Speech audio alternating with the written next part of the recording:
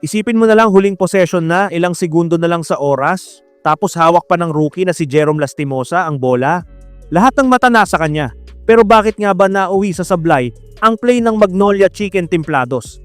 Plano talaga na si Jerome ang tatapos, pero alam mo naman sa basketball, di lang solohan ang laban. Diyan pumapasok yung galawan ng buong team kahit walang bola. Sa press con, aminado si Jerome.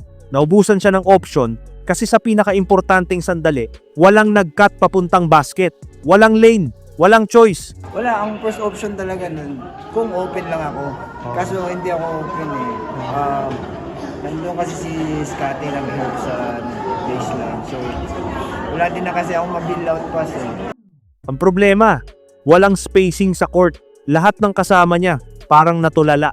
Kung sana nag-cut man lang yung import na si Clint Chapman, o kaya sumilip sa corner si Mark Baroka, baka nabigyan pa si Jerome ng buwang makapasok o makapasa.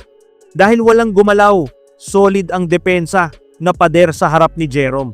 Ang hirap niyan. Yun ang kinailangan nila gumalaw bilang isang unit. Hindi pwedeng asahan lang si Jerome sa clutch. Kung wala ang galaw ng teammates, makukulong talaga siya.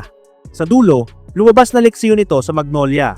Sa PBA, lalo na kapag dikita ng laban, kawalan ng galaw at diskarte ng buong team ang pwedeng bumagsak sa kanila.